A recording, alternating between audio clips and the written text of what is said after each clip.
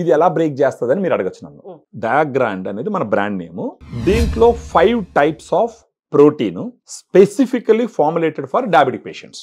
5 రకాల ప్రోటీన్ ఇండియాలో ఓన్లీ డయాగ్రాండ్ లో మాత్రమే ఉంది. కావాల్సి ఉంటే ఇది నా ఛాలెంజ్ ఎవరికైనా సరే.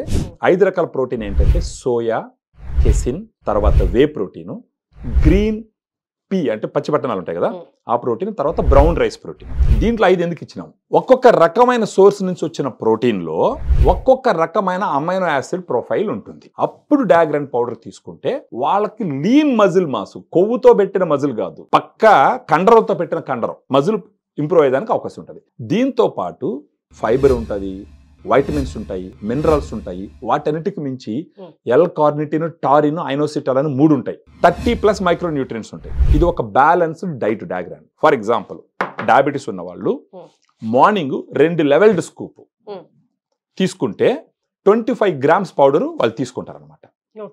మార్నింగ్ ఒకసారి తీసుకోవచ్చు, ఆఫ్టర్నూన్ ఒకసారి తీసుకోవచ్చు. అలా తీసుకున్నారంటే ఫస్ట్ ఆఫ్ ఆల్ వాళ్ళకి ఆకలి తగ్గుతుంది.